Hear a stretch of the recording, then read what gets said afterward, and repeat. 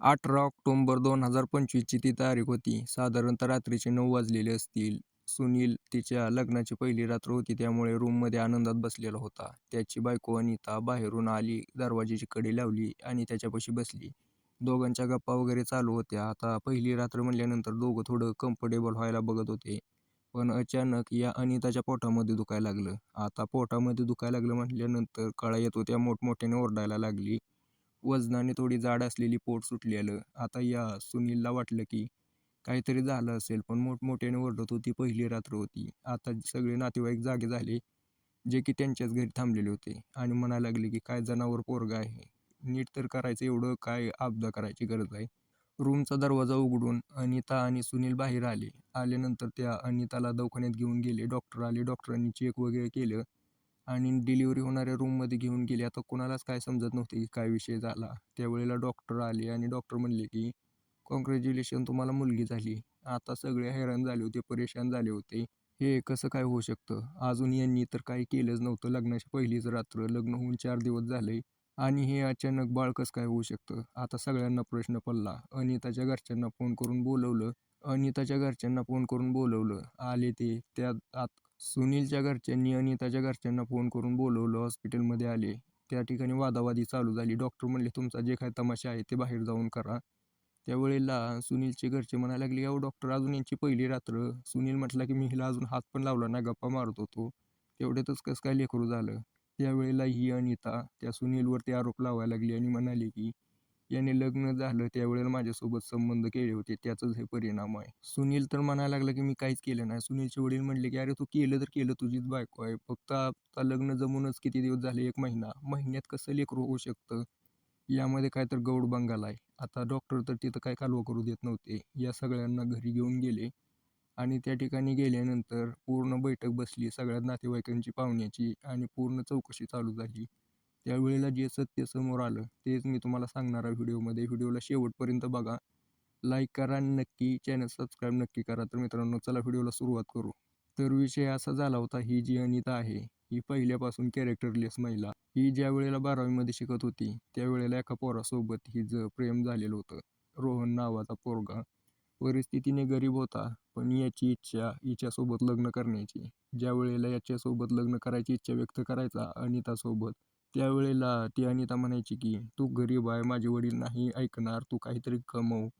पण हा रोहन काही कामाचा नव्हता, काही काम करत नव्हता, फक्त बसून खायचा घरच्यांच्या जीवावरती.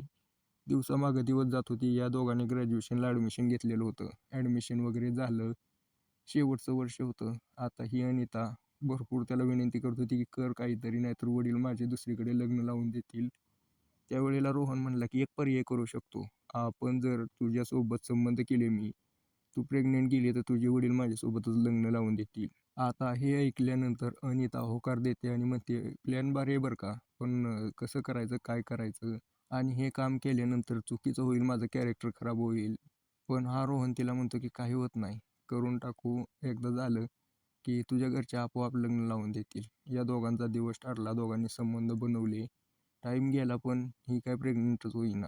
आता काय करायचं? आता या रोहन आणि अनिताने ठरवलं की आपल्याला भरपूर वेळा संबंध बनवावे लागतील. त्यावेळेला हे आपल्याला अनिता होकार देते आणि पुढच्या वेळेला आता हे दोघं 4-5 वेळा संबंध बनवतात.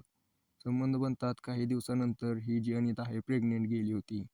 ज्या वेळेला ती घरी सांगते की असा विषय आहे, रोहनसोबत लग्न करायचं आहे मला आणि मी प्रेग्नेंट आहे. तिचे वडील तिला त्यावेळेला भरपूर मार देतात. पण काय विषय नव्हता. रोहनसोबत अजिबात लग्न लावून देत नाही म्हटले की बेरोजगार पोरासोबत कसं लग्न लावून देऊ? रोहनने विनंती केली पण नाही जमलं. दिवसामागे दिवस जात होते. ही जी अनिता आहे मूल पाडायसाठी नकार देत होती. आता तिच्या वडिलांना काळजी पडली होती कसं करायचं. रोहनसोबत तर लावून द्यायचंच नाही. त्यांच्या आत्मसन्मानावरती आलेली होती ही गोष्ट. नाही म्हटलं की नाहीच. मग आता हळूहळू हिचं पोट वाढायला लागलं होतं, हिचं वजन वाढायला लागलं होतं. आता ही एकदम म्हणजे अशी वाटायची प्रेग्नेंट. पण ज्या वेळेला तिच्यासाठी सुनीलचं स्थळ आलं, सुनील एकदम श्रीमंत घरचा, मोठ्या घरचा पोरगा, त्यावेळेला ही अनिता पण स्वतःला रोखू शकली नाही आणि होकार दिला लग्नाला. आता ह्या सगळं खरं होतं. लग्नाला होकार दिला, लग्न होणार होतं. पण लपवायचं कसं? कारण अगोदर समजलं तर लग्न होणार नाही आणि लग्न नाही झालं तर ही अनिता चांगल्या घरी जाऊ शकणार नाही. या सगळ्यांनी प्लॅन केला की अगोदर तिचं वजन वाढलेलं आहे, पोट सुटलेलं असं सांगू की पहिल्यापासूनच अशी आहे. एक मोठा लेहंगा वगैरे घालू ज्यामुळे समजणार नाही कुणाला. यांनी सगळं लपवून काम केलं. लग्न झालं. लग्न झाल्यानंतर ज्यावेळेला सुहागरातचा टाईम होता, आता या सुनीलसोबत तर ही फसवणूक झालेली होती. आता करायचं काय? आता या रोहनने आयतंच लेकरू या सुनीलला दिलेलं होतं. मग आता अनिता आणि या सुनीलला बोलवलं एका ठिकाणी, बसवलं. करायचं काय? हा सुनील म्हटलं की माझा काही संबंध नाही. मी काही तिला ठेवून घेणार नाही. तुम्ही तुमच्या घरी घेऊन जावा. आता या अनिताचे वडील म्हणायला लागले, ठीक आहे जातो घेऊन, अर्धी प्रॉपर्टी दे मला अॅल्युमिनीमध्ये. तू लग्न केले हिच्यासोबत, डिवोर्स घ्यायचा असेल तर अर्धी प्रॉपर्टी द्यावं लागेल. प्रॉपर्टीला हाप आपलेली लोक.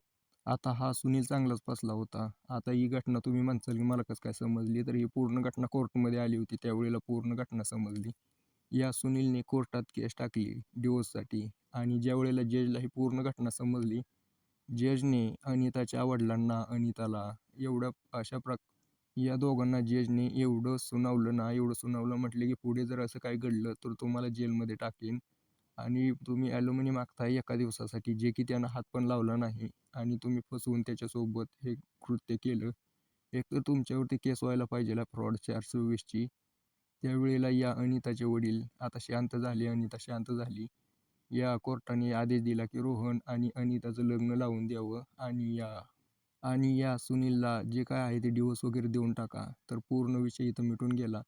पण मित्रांनो मला सांगा, आता यामध्ये जर समजा सुनील एखादा हुशार व्यक्ती नसता, तर काय केलं असतं त्याने?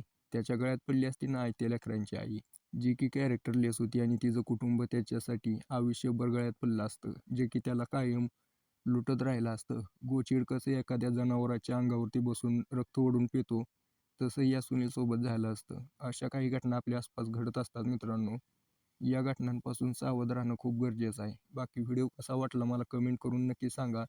आवडला असेल तर लाईक नक्की करा, शेअर नक्की करा, चॅनल सबस्क्राईब नक्की करा.